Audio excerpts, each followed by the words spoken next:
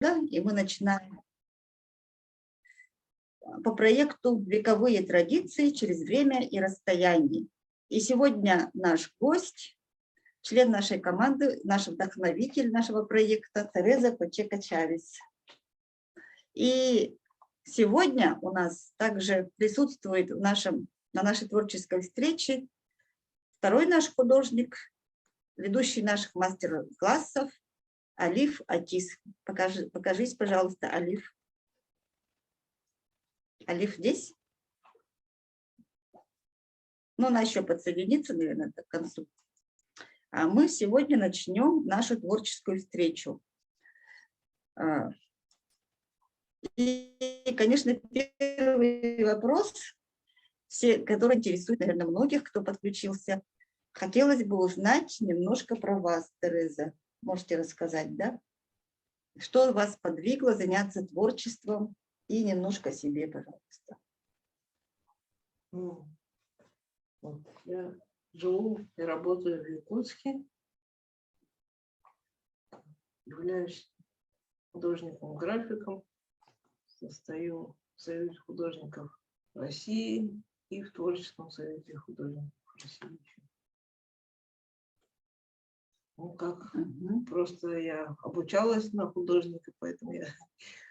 Ну, наверное, с детства же как-то занималась. Нет, я... Ну, может быть, это, конечно, не без влияния семьи. Мой приемный папа был архитектором, он всегда очень много рисовал. Я за ним пробовала повторять еще с малых лет. Воспитывал меня с 6 лет. Известный в Якутии человек был, деятель общественный, доктор архитектуры. Единственный на Дальнем Востоке буквально до последних, по-моему, до сих пор даже, вот он умер 9 лет назад, а до сих пор он является единственным доктором архитектуры на всем Дальнем Востоке.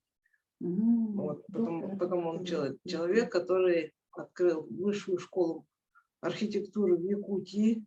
Да, потому что у нас раньше не обучали архитекторов. Вот это было еще в Якутии. Но потом они присоединились к СОФУ. Там уже, по-моему, все как-то меньше учат. Ну, после его смерти как-то тоже. На бакалавра, по-моему, архитектор. В общем, у меня замечательная семья, в которой я выросла. Все люди творческие, но художников. Да, художник у нас, конечно, был. У моего вот приемного папы Клима Георгиевича Туралысова, так его звали, архитектор. Вот, у него был его отец, первый дипломированный художник, профессиональный, театральный в Якутии. Он даже в книгу вошел рекордов, потому что учился он еще до войны, до Великой Отечественной войны в Москве, закончил высшие художественные курсы. В Хутымас назывался. Там он учился с такими известными людьми, как Кукрыниксы. Да. Проработал всю жизнь в театре, поставил, украсил, оформил более 170 спектаклей. Ну, практически все спектакли, что ставили, музыкально-драматические театры. Большие картины вот эти, да, писал? Ну да, он был главным художником на протяжении всей жизни. Вот. Но умер он еще до моего рождения. То есть вы не успели застать, получается, да? Я нет. Да, мои родители еще не были вместе на тот момент. Вот. Ну так, многих интересует мое имя. Это просто мой биологический папа, он бразилец, проживает в Бразилии. Родители учились вместе. Моя мама и отец учились в консерватории имени Римского-Корсакова в Санкт-Петербурге. И вот он по классу фортепиано, она на оперную певицу. Так они вот поженились. И я вот родилась. А то, что мы не уехали, это просто железный занавес. Ее просто не выпустили из страны на тот момент. То есть она репрессированная. Ну, нынешнему. так или иначе, все равно ваша жизнь прошла. Ну вот мы здесь, да, мы, конечно, здесь прожили всю жизнь и живем, продолжаем трудиться. Ну, я вот как бы официально нигде не работаю. Я вообще я безработный человек. Я свободный художник, да, нигде не числюсь как-то официально. Только в Союзе художников. И вот последние 3 года в ретро-музее еще я как-то как будто бы числюсь работающей, потому что я являюсь коллекционером. И меня попросили там представить свою коллекцию. Я вот как-то себя не вижу, поэтому мне странно. Всем привет. Звук, кто-то присоединился со звуком. Ой, Алиф подошла. Здравствуй, Алиф. Привет, Алиф. Ага. Привет! Привет. Здравствуйте, вот наша команда, наш художник Алифа Тисона. Каждую субботу мы проводим Мастер-классы, и завтра мы встретимся очередной раз. Всего будет 20 мастер-классов в нашем проекте. Сейчас мы дальше продолжим беседу с Терезой. Да. Немножко я буду листать туда, чтобы это... Ага. Вот это вот картина, например, если все видят, да? Да, видно, всем видно, наверное, да? Это, короче, я такой триптих написала. «Война и мир» называется. Это у меня получается левая часть триптиха «Война». Тут изображен мой дедушка. Вот он, например, он в роли, видно его? Да, видно. Вот он в роли вот Сагыл Аюна по произведению. Кстати, про дедушку тоже надо рассказать. Да, дедушка. Это, короче, это мамин папа, он всю жизнь он проработал в театре, в Сахатеатре. Вот много, получается, связывает с театром, Ну, да, да. именно с театром. Все театральные, все оттуда. Вот. И вот, что я хотела сказать про этот триптих, это, он, не знаю, он был написан так. Художники же, они работают как в основном, можно сказать, подсознательно, не подсознательно, вернее, как-то. Ну да, включают уже, получается, там, может, Да. третий И глаз вот, или и что, вот как у называют. меня вот родился вот такой триптих «Война и мир». Это левая часть «Война». Тут у меня почему-то вот, изображен вот дедушка камлающий, да? Там вот луна, если вот Да, вот там какой-то происходит у меня полицейский захват. Вот эта картина у меня висит в галерее. Не рассказала, что в галерее у меня есть небольшая галерея современного искусства, я так ее назвала, находится на площадке музея техники, ретро-техники в Якутске, по улице Автодорожная. Вот. К сожалению, сейчас, да. Девятиэтажном гараже. Но сейчас, к сожалению, этот музей не работает из-за пандемии, видимо.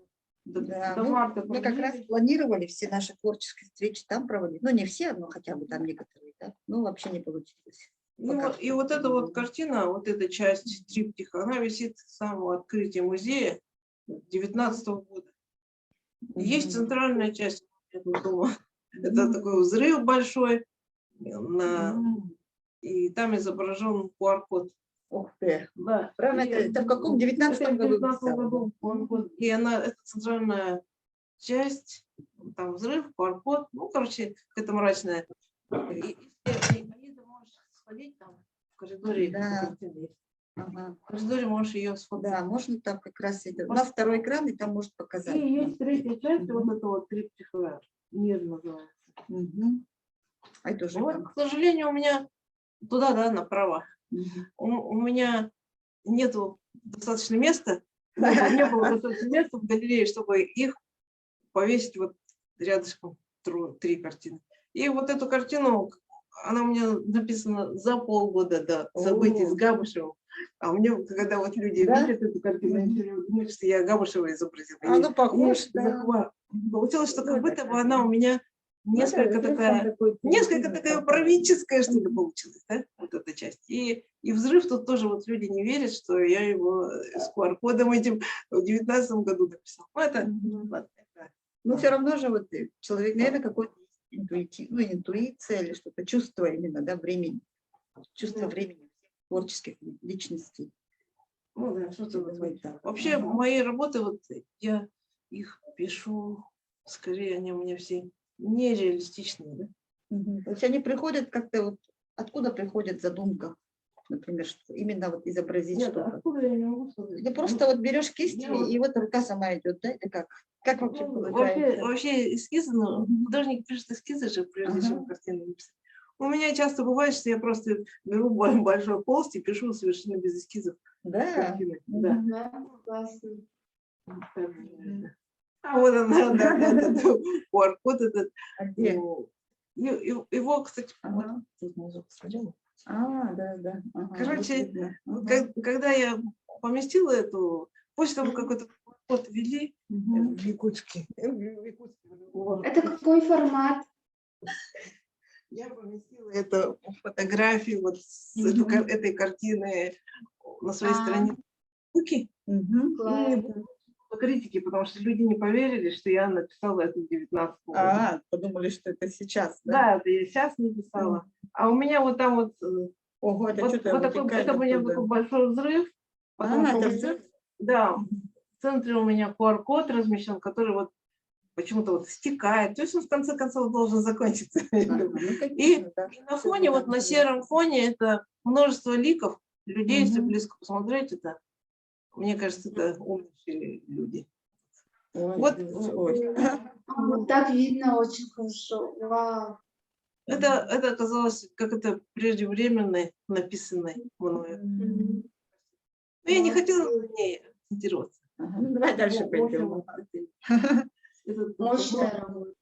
Я хочу сказать, что я очень благодарна Ой. Ага. Сальве, вот, Мгм.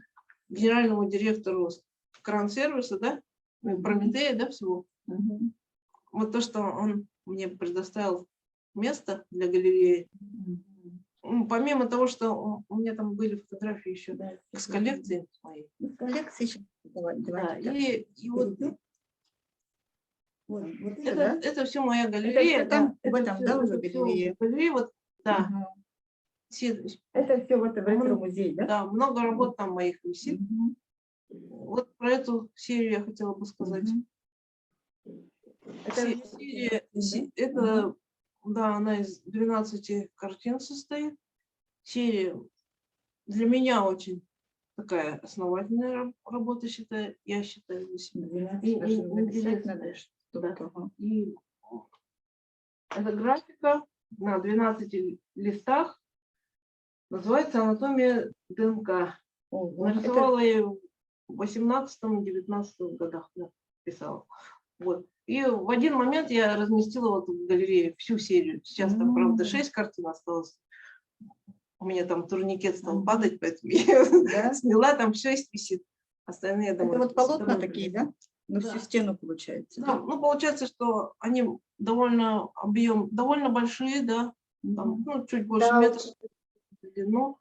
И все они вот, когда они смотрятся вот одним большим кубиком, они очень, мне нравится, вот как они хорошо смотрятся. Ну да. И вот я хотела бы сказать, что человек же думает, что он творец, да, творец всего, вот, глава тут, не знаю, вселенной, да. На самом деле, Природы. вот, любой микроб, возможно, он настолько же развит, да, и все равны. Все равны, да. Абсолютно. Даже включая растения, наверное, я так думаю, потому что у всех Ну. есть что-то внутренний мир, душа, там, какое-то видение мировоззрение, мироощущение и то, как они живут. Ну, вообще же, вот по нашим якутским поверьям мы являемся частью всего. Ну, мы являемся единым целым. Единым целым, как и все объединяет якут. Совсем живым, да? Все живое, это все один организм. Ну вот как мы в человеческом теле, у нас же есть разные части тела, и внутри еще есть кровь циркулирует, и внутри там тоже микробы там разные есть. частицы. И все это вот является единым организмом, вот, что из себя представляет вот человек. И, ну, а если шире смотреть, то земной шар тоже получается тоже все единое целое. И все живое, самое интересное, что включает.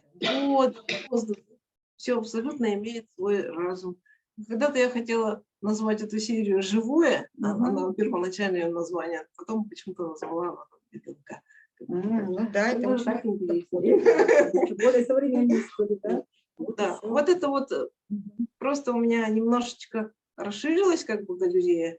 Я поставила вот такие стенды, у меня появились новые. Так что появились маленькие, да, и дополнительные поля для развески полотен. А вы эти стенды оставляете или Нет, я это все сама на свои средства, да. видите, какие энтузиасты, да, на свои собственные На свои средства. собственные, и вот подсветку сделала еще наверху, И видите? ниоткуда не зарплату, мне ничего вот- не Мне получается. вот спонсор помог сделать, вот мой друг, с подсветкой. Но стенды вот я сама купила, да, сама. Мы их смонтировали там сами же, и вот я их постепенно... Теперь галерея более расширенная, как я называю ее. То есть это было раньше большое просто поле такое со стенами. Теперь у меня появилось еще 3 дополнительные такие стенки. Поздравляю, да. В этом Хорошо. году. То есть в конце прошлого года, в декабре. Да, видите, очень хорошее дело сделали, да, кто создал. Здесь вот центральная, можно так перелистнуть, Да. центральная картина, вот там синяя такая большая, которая была изначально. Какая вот это, да? Вот. Нет, вот это, да. Вот это центральная. Это самое большое, наверное, полотно, которое висит, оно размером там больше 4 метров в длину, состоит из 2 полотен. И оно Как можно? называется «Путь богов».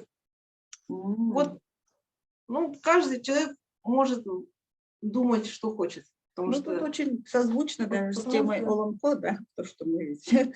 И, кстати, очень часто в своих работах, хотя они у меня, их называют какими-то Вау. американскими даже, иногда, искусствоведы считают, что у меня какие-то вот такие выливаются мои корни какие-то. И поэтому у меня типа такая экспрессивная, яркая живопись. И непонятные, может быть, какие-то мотивы. Но я очень часто использую якутские. Да. Вот, например, если посмотреть, вот там, на этой же картине, вот тут можно Углядеть углядеть там такое получается, да. узоры какие-то. Вот здесь, вот, Да. например, вот. Мои излюбленные, вот непонятные вот эти трубы всякие. Трубы я вот эти люблю. Типа из Нижнего мира, возможно. Короче, здесь жизнь и смерть, на солнце, все, вода, земля, кровь, не знаю, все. Тут все в этой картине. Да. И вот 2 героя, они сидят как бы ангел и демон, может Поле сказать. для размышления. Они сидят на собольке, тоже как бы якутский, можно сказать, зверек. Стилизованный в архаичном стиле написано. Классно. Ну, своеобразное тоже, да, видение. Я должна смотреть. Так, дальше. А это у нас получается вот тут. А это у меня «Сказание ворона» называется картина. Ворона я, правда, закрыла вон там всем своим телом. Да? Это может быть, можно понимать, это как гнездо какое-то. Яйца, да, Это деревья. В общем, очень часто мои картины это просто цветовое пятно, скорее всего. Но с какими-то элементами размышления. А тут уже свой портрет, да, автопортрет. Да, это называется... Руны наши. Эта картина называется «Аборигены». Тут у меня, значит, смешение каких-то тюркских, скифских и индийских, да? Индийцев Перу. Очень интересно. У меня Все в одной картине сплетено, да? вот тоже довольно большое полотно, размером 3 на 2, наверное, примерно метра. Висит в ретро-музее. Вот как-то так. Ну вот, получается, это, Это индейцы, наверное, аборигены. но это же ваше лицо уже, Тереза. Получается, вот размышления идут, да, постоянно, откуда я и как, ну, как бы, с традициями современно связать пытаемся. Мгм. Вот Оланхо, да, Да, например, Оланхо, ага. о том, над чем мы сейчас работаем. Мгм. Оланхо это же народная мудрость, да? Да, Это вот на чем сейчас вот с этого Оланхо даже историки сейчас Мгм. черпают знания, получается, этнографы. да. Они же не знают, что было раньше, и вот сейчас вот они буквально изучая вот эти, Прочитывают. то, что дошедшие до нас тексты, получается, что они пишут историю, да? Мгм. Вот про это вот Дагына, например. Да, Вот давайте у я меня немножко такая отодвинусь. картина. Дагын, значит, она еще у меня на стадии завершения, довольно большое для меня тоже. Мгм. Написано маслом. Вообще-то я изобразила своего друга, но он уже умер.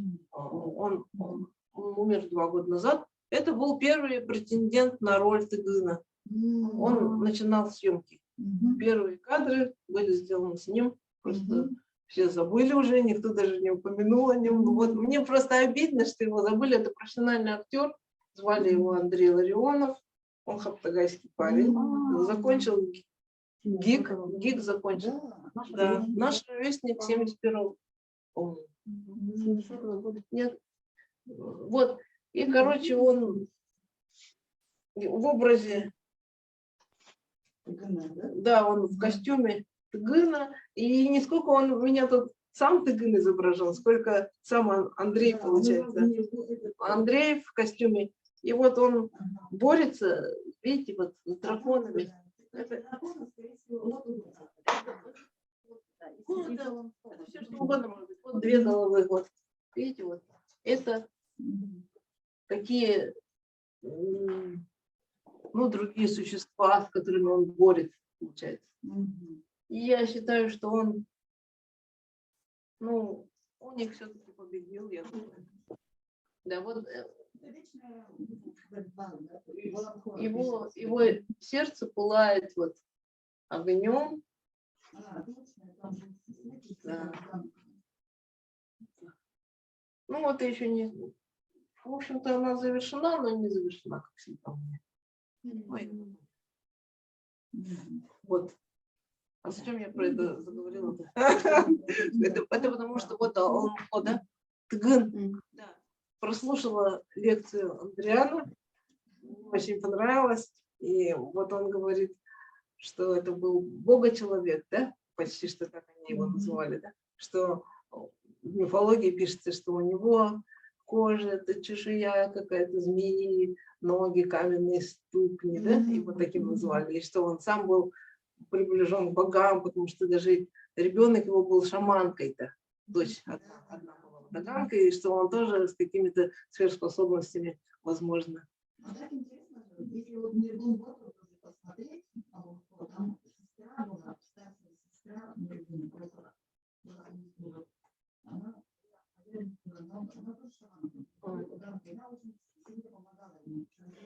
кстати, вот эту роль Умсуры этой Удаганки играла моя мама в опере Нюргун Поттер, когда еще в 80-е годы там была такая опера. И они еще с этим спектаклем ездили в Москву. Кстати, с тем спектаклем, с первым Нюргун Поттером, в котором еще мои дедушки еще тут играли. Все, вот, один дедушка, значит, оформлял спектакль, а другой дедушка тоже в ролях. Они тоже ездили в Москву. В каких-то 50-х годах, что ли, выступали на большой сцене там в Москве. Вот. Если посмотреть про дедушку, я говорю, никто ничего не понял, кто такой дедушка этот мой. Это мамин папа. Вот тот самый шаман, который в роли шамана, вот, которого я изобразила. Это Виктор Афанасьевич Савин, артист Сахатеатра, артист театра и кино. Он один из первых киноартистов еще в Якутии, потому что у нас тогда несколько фильмов, 2 или 3 фильма же сняла литовская киностудия с якутскими актерами. Вот он в 2 фильмах снялся: «Утро долгого дня» и «Клятва Гиппократа». Такие известные по тем временам советские фильмы. Да. Вот, например, вот тут есть некоторые кадры. Ну, вот со съемочной группой. Тут на Северном полюсе тут со съемочной группой. Не видно, да? Вот. Давид. Вот кадры из фильмов. «Утро долгого дня». Бабушка, кстати, его жена, моей мамы, она тоже профессиональная актриса, закончила Луначарск. В Москве она училась еще до войны, в 30-е годы. Все они актеры.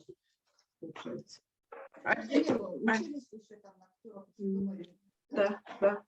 Бабушка, это моя Татьяна Федоровна. Это их отправили большой группой якутскую молодежь отправили. Они первая группа, вот первый выпуск.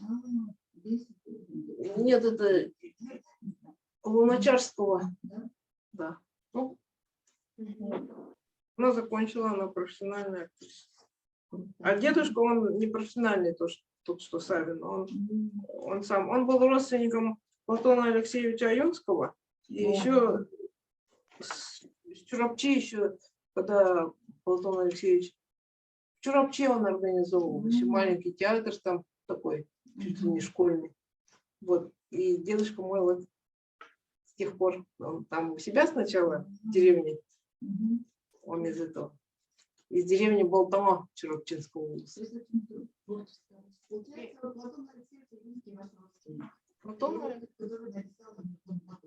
Да. Ну, благодаря ему, можно сказать, дедушка мой стал актером, артистом. Вот.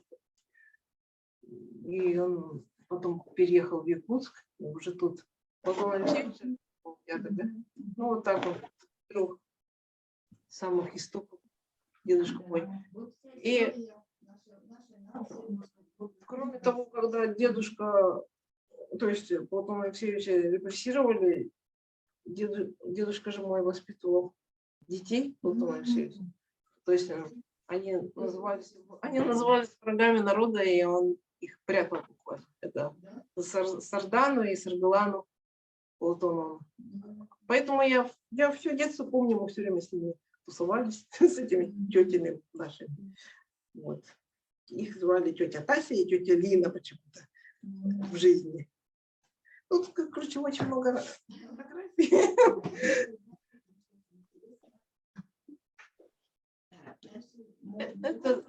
Это триптих «Ход времени» называется. Тут вот тоже якутский календарь на центральной картине, который стекает в какие-то там провода. Время. Это все время, да.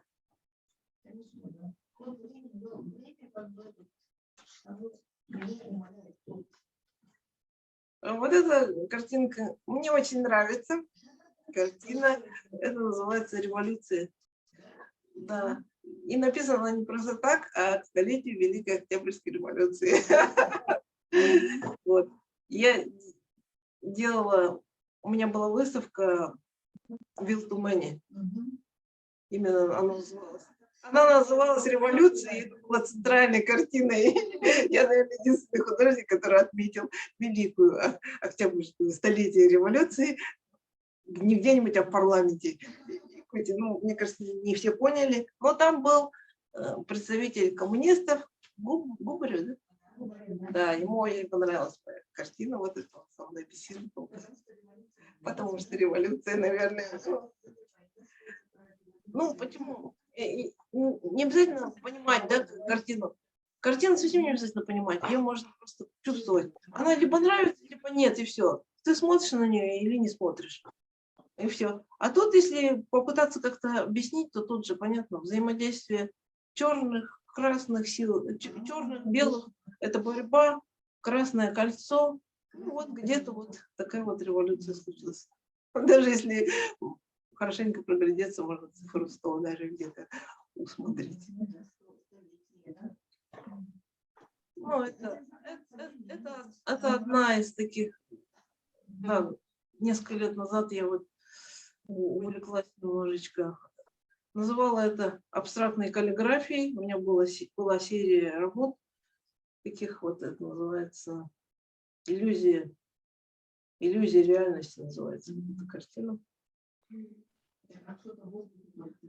Вообще я считаю, что реальности ее как таковой не существует же, мне кажется. Вообще ее не существует. Потому что все, я так считаю во всяком случае. Потому что то, что мы видим вокруг, мы это сами себе представляем. Даже каждый человек, он свою реальность, он видит. Все видят ее совершенно по-разному. То, что мы видим одинаково, это просто шаблоны, которые мы сами себе навешали. Да? Мне кажется, что даже люди видят цвета по-разному. Все видят. У каждого совершенно разная мера восприятия, у всех разные.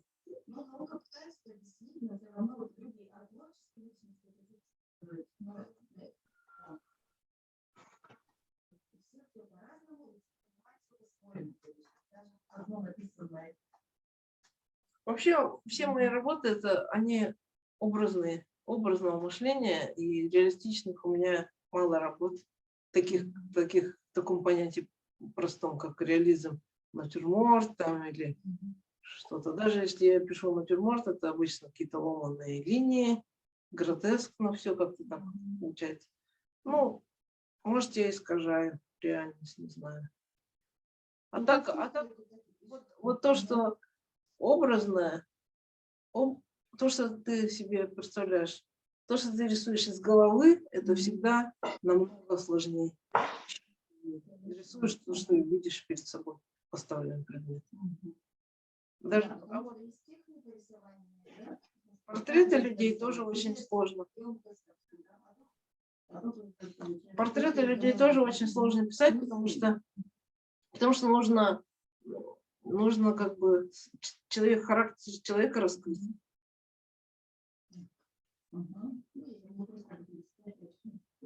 Это все из моей галереи. Одна из нечастых. Вот это моя коллекция кинофототехники.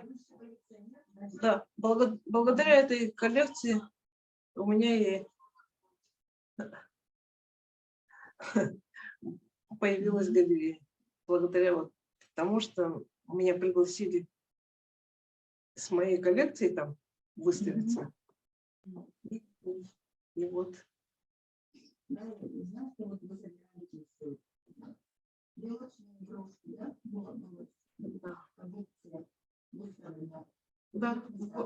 в этом году, да, в 3 местах у меня была. В библиотеке Пушкина. Я совсем недавно, на прошлой неделе, убрала вот эту выставку. В этом. В музее истории до сих пор стоит, но музей закрыт, скорее всего, тоже не работает. Потом и в ретро-технике тоже у меня там небольшая коллекция кремлевских я выставила. Почти новогодних. Это они очень такие большие, огромного размера. Их так называют кремлевские, потому что их вешали на общественные, школьные и уличные елки раньше. Выпускались они, наверное, где-то до середины 70-х годов, не больше.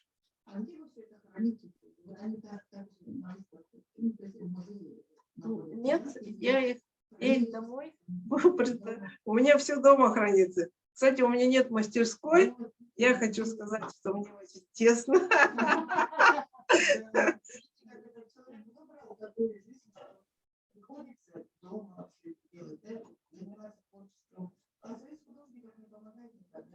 Ну, это вот в советское время они помогали, а сейчас нет. Сейчас не такое время. Сейчас, если мастерскую, то это нужно снимать за деньги, да. У меня просто нет никаких доходов.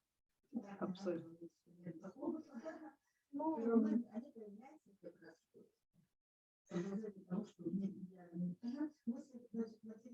Я вообще, наверное, неправильно живу, забив себя в рамки. Вот то, что я вот не умею зарабатывать деньги, да, абсолютно не умею. Мало работаю на заказах, потому что мне это и не нравится, и не очень получается. Потому что когда ты работаешь по заказу, все равно человек, он сам, человек, знаете, вот заказчик, он сам себе уже представит картинку и представляет себе. Потом он получает то, что получил, и его это не устраивает. Ну, часто так бывает, потому что зачем тогда ты... Зачем тогда делать заказ?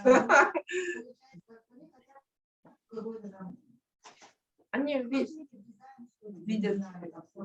одно, получают. Ну, кстати, меня это не касается, потому что обычно мне то, что мне заказывали, заказчикам нравились мои работы. Но я просто сама не хочу.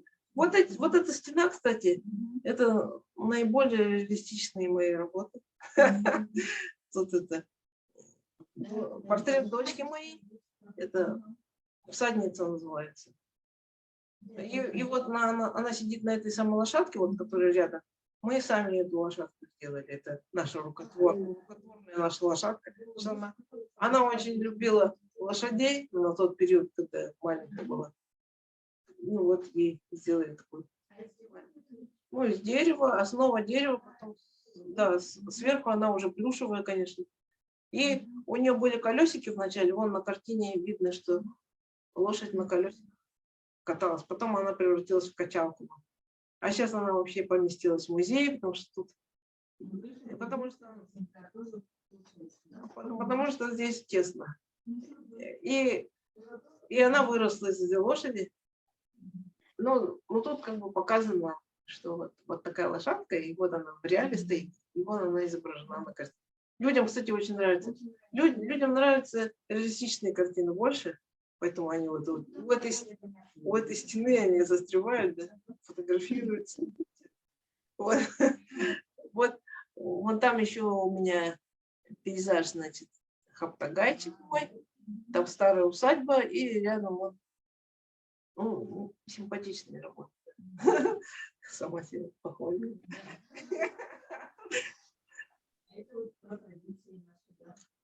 Это у меня такой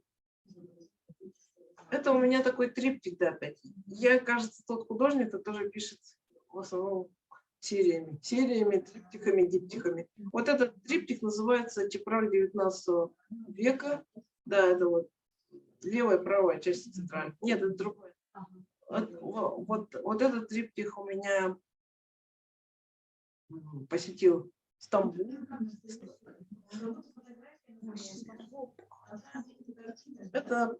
Это картон, тонированный, пастель художественная. И этот триптих у меня побывал в Турции, в Стамбуле на выставке. Сейчас, правда, его потом у меня купили уже здесь, в Якутске, так что у меня его нет.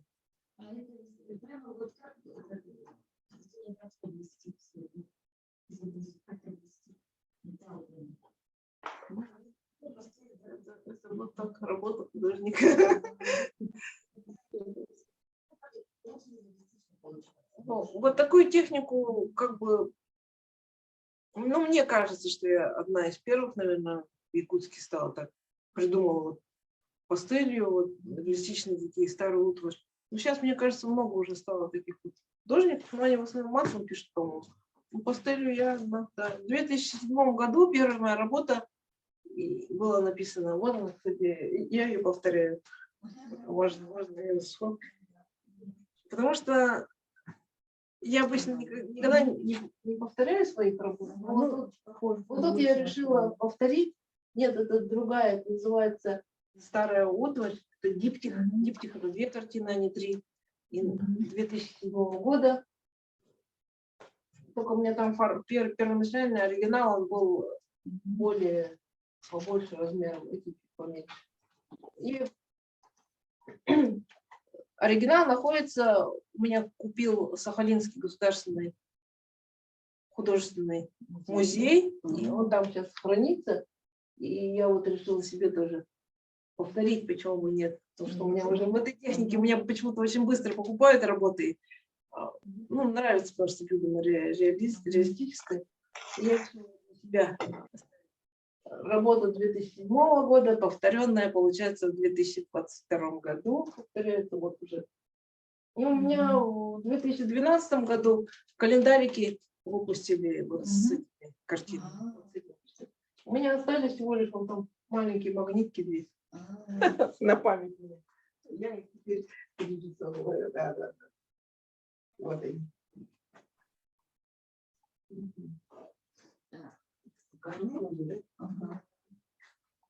Вот такие магнитки остались. Покажите. Вот то, что выпустили в 2012 году медиахолдинг Якутии выпускал. Ага. Ну, сейчас мы будем в рамках нашего проекта будем выпускать альбом. Я думаю, что всем интересно. Будет выпущен альбом. Вот эта картина называется тоже диптих, называется Южный континент. Это после того, как я съездила в Бразилию, и у меня такой вот две. А где вторая-то? Не знаю. Нет, они две одинаковые. Вот эти две. Вот это и еще такая же. Такая же еще. Вот этот диптих.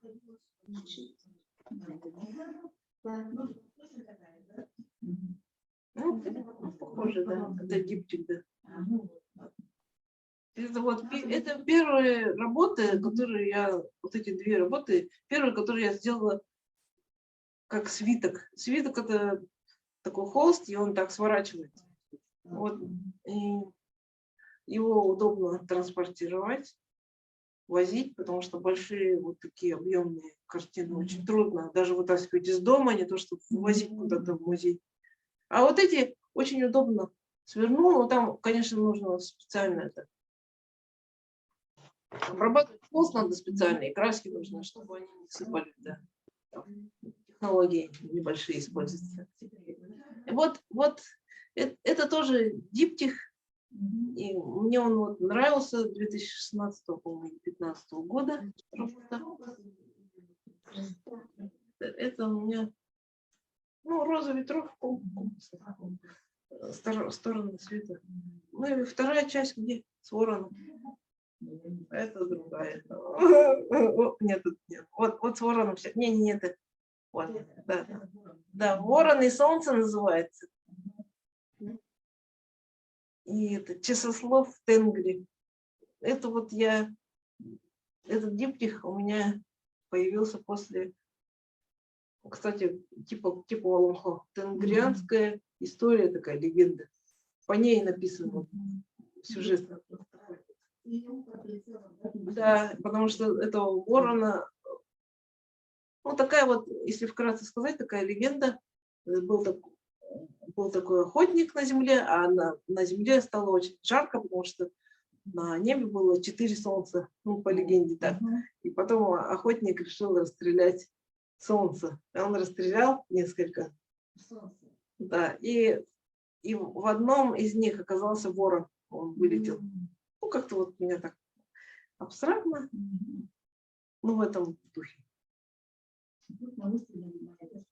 Может, природа наша подключила, традиции наши подключила.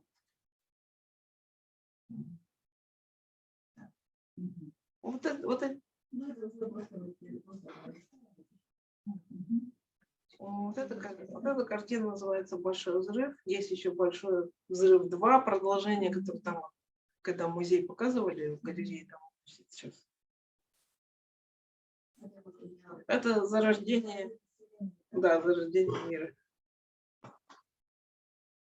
Вот эти вещи, это называется мужское и женское. Да. А на одной картине, это просто с археологических раскопок. Вот это сейчас вот много черных копателей, они же выкапывают.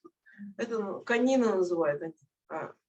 Черные копатели называют это каниной, потому что это пряжки всякие, они использовались в лошадях. И эта часть картины называется мужская, а другая там, где женские какие-то тоже. Нет, она такая же. Ну, вот это вот, да, нет, вот бусинки там. Вот это, да, вот там женские украшения, вот это женское, мужское и женское. То есть у меня во многих картинах так получается, мужское и женское, луна, солнце, Ну да, все такое. Такие.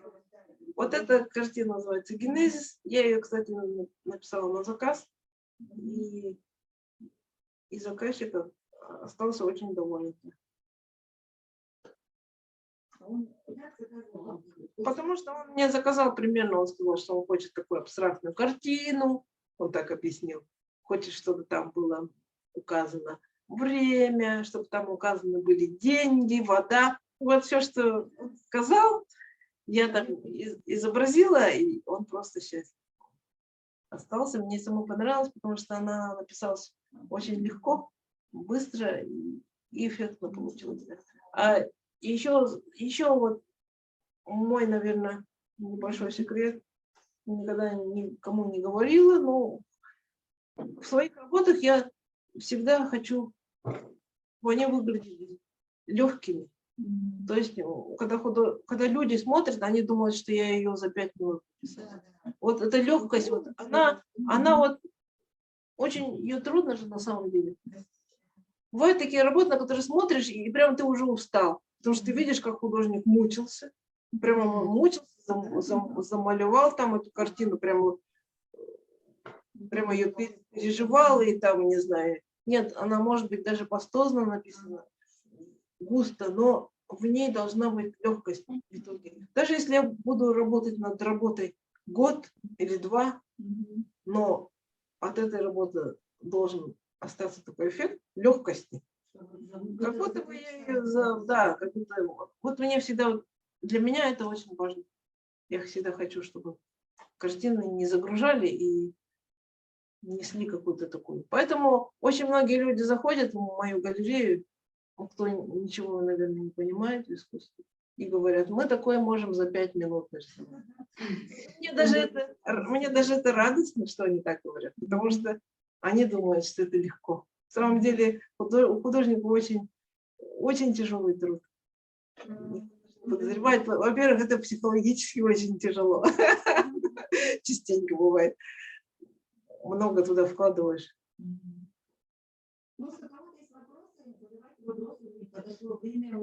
А может, калифу?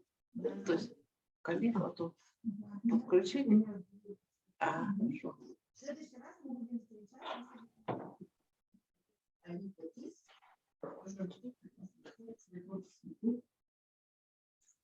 У кого-то есть вопросы из зала виртуального нашего зала профессионального? Пожалуйста, задавайте вопросы.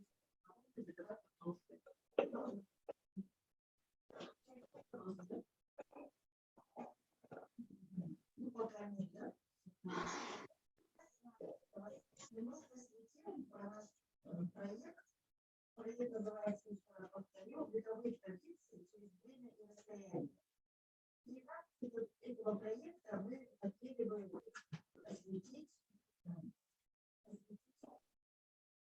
Соломко, наш народный эпос Соломко, ознакомить как можно больше людей с нашим великим творчеством наших предков, которое пришли с Соломко. И с помощью это делается, с помощью образов изобразительного искусства. Проводим также творческие встречи,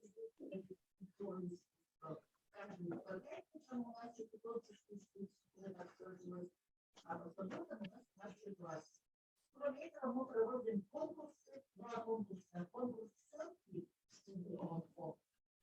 Конкурс селфи в студии ОМФО. Это значит, что участники могут фотографировать кого-то сделать портрет свой. Но это совсем не обязательно заготавливать, шить. Его можно сделать также и визуально. Сейчас время технологий. Можно даже просто куклу персонажа, который и сделать селфи. И каждый из участников получит подарок. Мой подарок, который мы просто на прошлом неделе. На прошлой неделе на нас власть оставили пастуна и все. Вместе с родителями. И так изготавливали. И вот, знаете, мы растиражируем. Вас не слышно.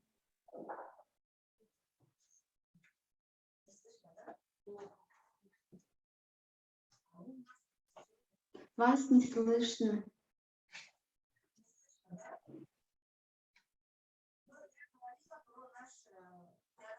Проект называется «Вековые традиции через время и расстояние». И в рамках этого проекта у нас будет проводиться мероприятие. Мероприятие, которое вот сейчас выглядит, называется «Творческие встречи», культуры искусства. А по субботам у нас мастер-классы, на которых мы приглашаем персонажей Монсо и изготавливаем мастера и шлем. И вот эти мастера Вас не слышно. Вообще, что ли, выключено? Нет, вообще не выключено. Очень. Ага. Значит, наши творческие встречи и мастер-классы проводятся по проекту «Вековые традиции через время и расстояние». Каждую пятницу мы стараемся проводить творческие встречи. И каждую субботу мастер-классы. И они продлятся у нас до начала мая.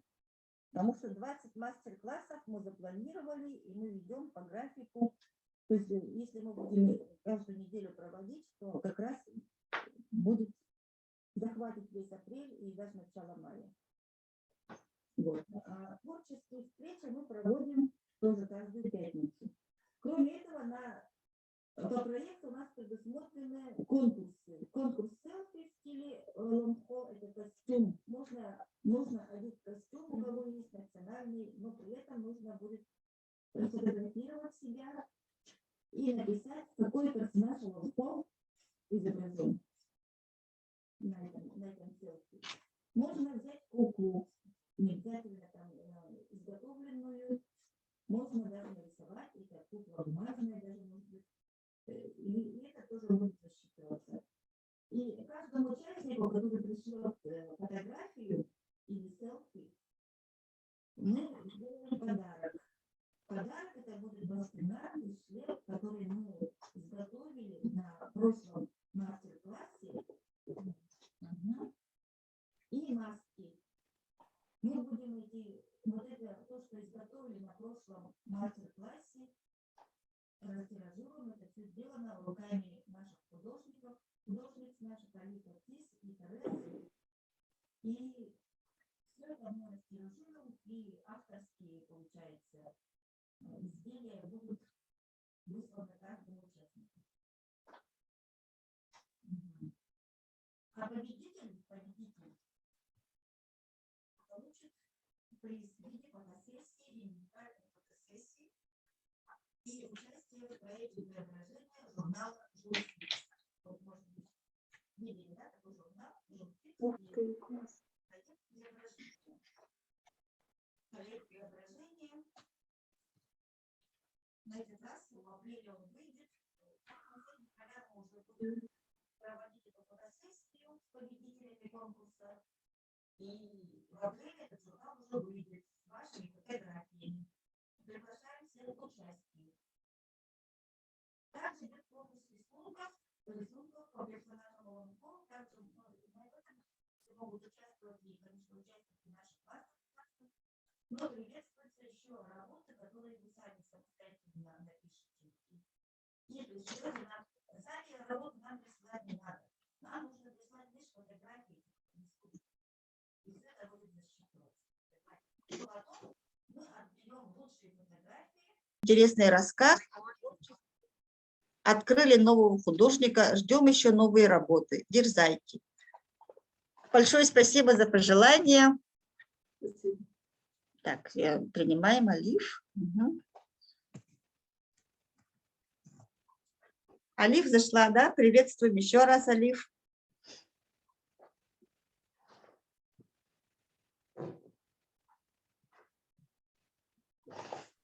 Ну, спасибо всем, кто принял участие в сегодняшней творческой встрече.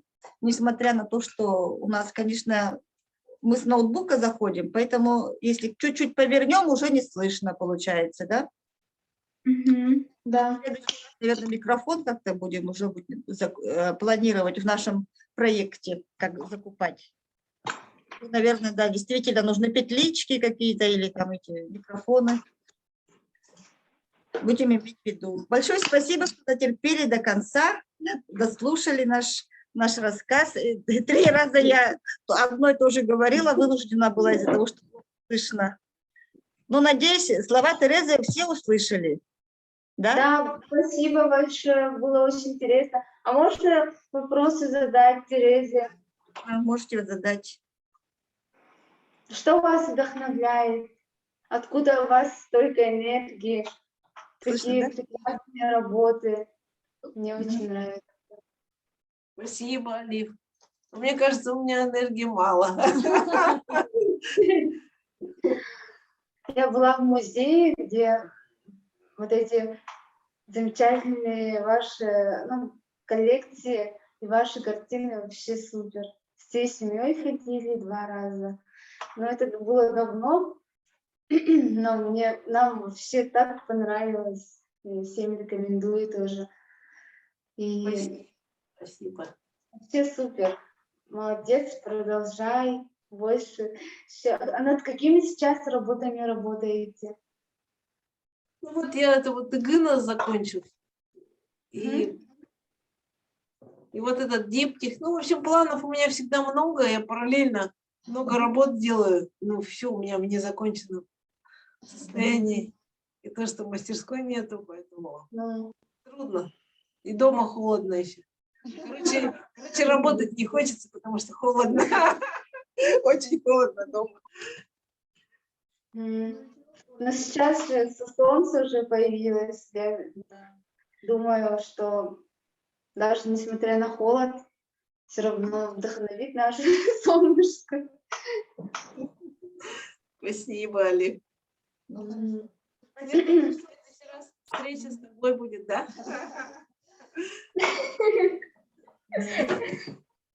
Спасибо. Так, ждем всех в следующую пятницу. Уже будет встреча с нашей Алиф Атис. А кто ходит на наши мастер-классы, виртуально заходит в Zoom, приглашаем всех завтра на мастер-класс с Алиф Атис. И там тоже будет беседа, но она будет в ходе, конечно, работы нашей. Будет очень интересная техника, да, мастихи? Это что это? Завтра у нас будет, к сожалению, мы нашли пасту акриловую, потому что нигде в магазинах не продается. Я спрашивала, и поэтому завтра у нас акварель и гуашь будет. Хорошо. Завтра будет, значит, акварель и гуашь. И мы магазинам, чтобы более, другие техники еще применить. Но у нас впереди еще целая, больше половины даже мастер-классов еще впереди. Так что обязательно будет у нас не только паста скульптурная, у нас еще будет масляными красками будем пользоваться. Именно мастихинами. Очень такие легкие картины будут. Ну, конечно, хочется еще именно масляные картины писать, потому что это вообще классно, маслом писать и акрилом, потому что именно надо показывать эту технику, да. И, конечно, это для новичков это очень интересно будет. И то, что краски прямо мы на палитре смешиваем, у нас ничего не будет тускнеть именно в масляных красках. Поэтому и когда именно масляная краска, когда начинаем писать, у нас вообще получается так, что все это очень нравится, и консистенция, и плотность. Да. Бывает, что можно и по-сухому писать, либо наоборот погуще, пастозно, да, можно и сильно разбавляя писать, ну, конечно, кто как любит, но надо все пробовать, я так считаю. Мгм. Хорошо. И свое что-то. С нетерпением ждем. Готовимся, вернее. Тут Ребята, еще обязательно подключайтесь, завтра будет очень интересно, будем ту ярмарку рисовать, именно и буду рассказывать, как акварелью писать и гуашью. И, конечно, участвуйте обязательно в конкурсах и в селфи обязательно, это вообще супер. И просмотрите наши предыдущие уроки, да, и попробуйте тоже сделать маски, и вы можете найти что-то, ну, что-то сделать, маску, да, и еще добавить, да, можно и свой посты надо натурально сфотографировать и отправляйте, пожалуйста, Аите и в этот наш инстаграм Аланха Добрый Печин, и либо на WhatsApp будет номер телефона, туда отправляйте, пожалуйста, вот, и участвуйте. Еще будет выставка в конце, да, в мае у нас. Вот, Ага. там обязательно где-то в отправляйте. апреле, в мае будет еще, будем извещать. Да, Пока в мы... Инстаграме обязательно смотрите, там все новости и посещайте семинары, мастер-классы. Мгм. Тут есть вопрос. Тереза, как вы думаете насчет выезда, выездной выставки, видимо, да? Хотели бы увидеть в нашем Улусе, в Амге, Ух ты! Тереза, насчет выездной выставки призадумалась. Можно, конечно, да. С удовольствием. У меня была выездная выставка, 2 выездные. Это в Покровске была персональная выставка в 2018 году и в 2019 или в 2020 году, когда вот коронавирус начался как раз. У меня была в Бердигистяхе. Это было очень далеко, конечно, возить. Я туда раз ездила. Тем более, у вас монументальные такие, на всю стену уже. Ну, да. Немножко трудно было, но они предоставляли, администрация, транспорт. Так что, если у вас, если у вас будет машина, то могу. Да, если Правильно. Помогу. Ну все, большое спасибо за интерес к нашему проекту и вообще к творчеству и к нашему народному эпосу. Ждем всех на наших мероприятиях. Мы не прощаемся с вами. Еще раз повторяю, каждую субботу мы встречаемся с Алиф Атис и каждую пятницу с известными деятелями культуры и искусства нашей республики Саха-Якутия. И в следующий раз, на следующую пятницу у нас будет Алиф Атис. Спасибо большое. Ну все, спасибо. Прощаемся на сегодня, но не прощаемся. До свидания. До свидания. Пока. Да.